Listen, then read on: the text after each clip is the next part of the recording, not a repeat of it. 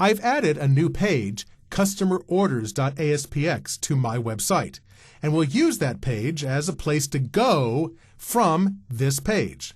So let's view the designer for that page.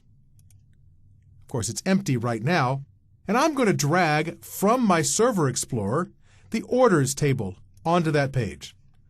I'll get the entire orders table laid out. And of course, what I'd like to do is filter this list of orders so it only shows me orders for a single customer. Well, let's configure our data source. And that's fine. And we have everything from orders. I don't really need all these columns, so I'll clean it up a little. Don't need all these shipping address and things. Really just need a few columns to prove a point. There we go. But I do need to add a where clause. I need to filter this to only be orders for a specific customer. Well, the customer ID is coming to me in the URL. So here, let's filter so that customer ID equals a value coming to me in the query string. I'll set the query string field, you can call it whatever you like, because we'll specify it on both sides of this. I'll call it customer ID. There we go. And for a default value, so that should anyone browse to this page and not supply the query string, I'll just put one in so we won't get an error. Click Add, and you can see we've added a where clause. We want to show all the rows where customer ID equals a parameter named customer ID, and the value for the parameter comes from request.queryString given the name of the parameter, which will be customer ID. Click OK. We should now be able to order by, or if we wanted to be able to modify the data, we would need to go to Advanced, and, well, it is turned on. We don't need to modify data, so I'm going to turn that off. Click OK. Let's go Next. Test the query. ALF key is the default, so we'll just use that one. And you'll see we'll get orders for just that customer ID. So we've set up the correct data source. I'll click Finish. And that page now is ready to go. Let me save it and close it. Now that we've created the target page, we need to add a hyperlink. So what I'll do is add a hyperlink to this grid.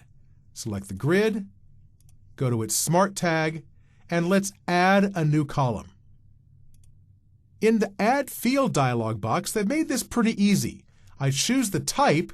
I want here a hyperlink field. Let's choose the header text. For the header text, why not choose company name? Because we're going to add a new hyperlink that includes the company name. Let's specify the text. Oh, wait. If I specify the text here, we'll always have the same text in every row. That would be kind of dull. I need to get the text from a data field. The data field I want to use is company name. But I need to format it because I want to have the company name not just be the company name, but never mind, I want the company name appearing normally. I don't need formatting here. Where I need formatting is on the hyperlink. Got ahead of myself. Here I could specify a URL, but again, if I specify the URL here, it's the same for every link. That's not good. So I'll get the URL from a data field. I'll get it from the customer ID, and now I do need a formatted string for the URL. It's going to be the page I want to go to, customerorders.aspx, and then the parameter, customer ID equals. Now, in case you care, in prior versions of Visual Studio before 2005, you could only enter a single parameter here, that is a single placeholder. Now, even though there's no UI for it here, you can, at a different place in the life of this thing, specify more than one placeholder. That is, if I go edit this back in the fields list, I can enter multiple placeholders. This dialog box only allows me to enter a single placeholder, that is curly brace 0. But in the Edit Fields dialog box, I would be able to enter more than one field and more than one placeholder. So let's click OK. And now we're going to have a new column in our grid. Well, I need to edit the columns, and move this one up and delete this one. There we go. So, how do we verify this works? Let's click OK and give it a try. I'll save it, browse it, and there's our link. We click the link, and there we are. Go back, click another link, and we get orders just for that customer. It's not very attractive, but at least it shows off that we've managed to create the link and create the URL correctly for that link. Now here's a conundrum. If I click the Edit link here, this isn't editable. Why isn't it? It isn't editable because hyperlinks aren't editable.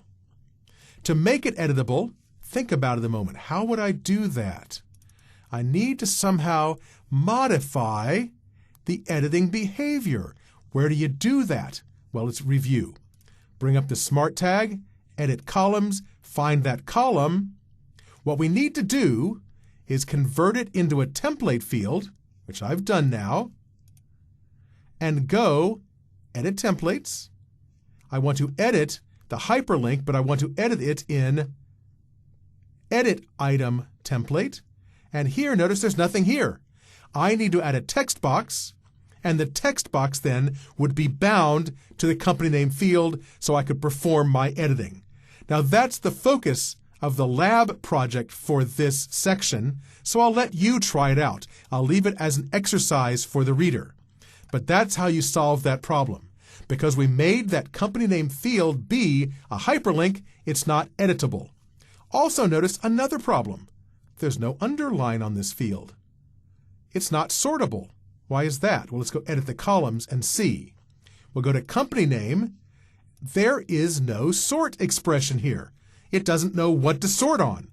When I added the hyperlink field, I never told it what to sort on. So here, I'll choose company name, and now the field will be sortable.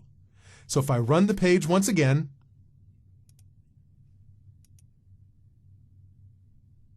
I can now sort on that column ascending and descending. You need to tell it what column you're sorting on so that it can perform the sort. You might want to attempt to delete a row from our grid, and as you probably know, that will cause an error because you can't delete a customer that has orders already placed because of referential integrity. Now, there are other reasons it might fail, but in this example, it's just referential integrity that's going to cause us trouble. We need some way to handle the exception that occurs. You may have seen this solution already in a different section of the course, but we want to display information on the page for this grid when we attempt to delete a row. And you also might want to display an alert confirming the deletion before you even try. That should be run on the client side. So the question is, how do you hook up the client script? There are a number of ways to do it, but there's a really simple way to add a little bit of client script to run on the client side in the grid. So let's take a look and see how it works.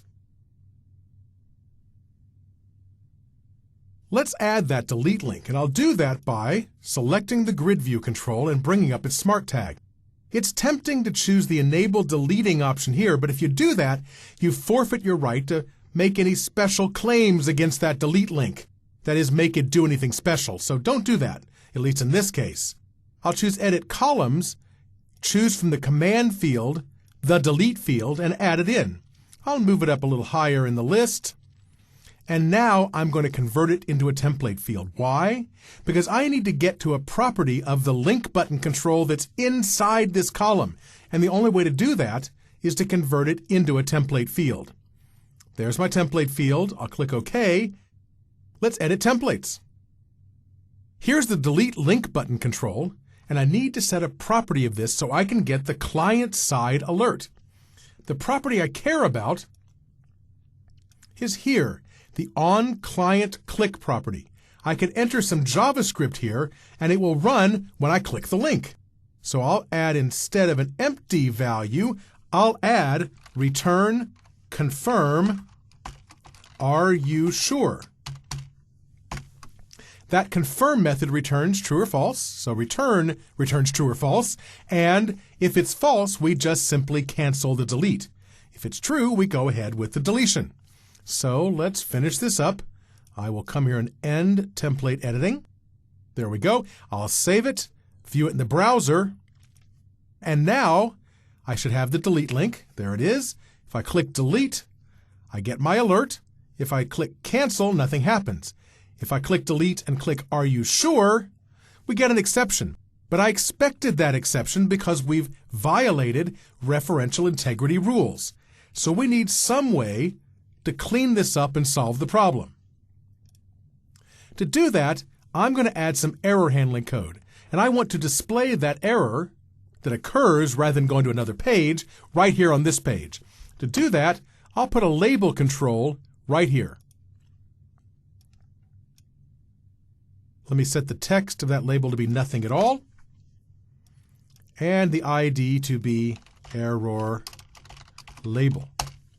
Now I want to make sure every time we refresh this page that that label is empty. So I'll double click to bring up the page load event handler, and in here I'll put error label.text equals string.empty. Just to confirm that every time we refresh the page, we empty that out. Back on the grid control itself, let's look at the events this grid control provides. Like most other controls, this control provides pairs of events, one that occurs before ASP.NET handles the occurrence, and one that occurs after ASP.NET handles the thing that caused the event to occur. For example, selected index changed, selected index changing.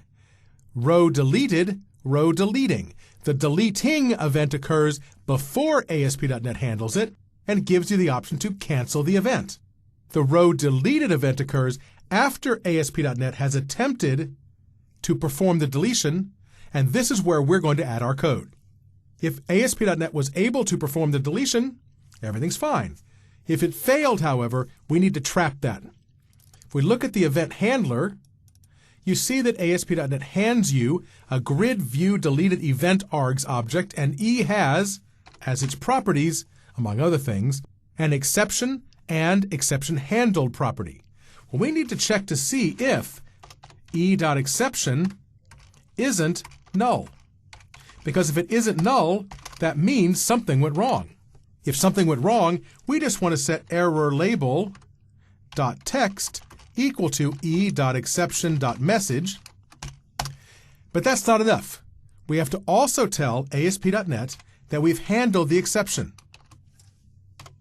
So we set the exception handled property to be true.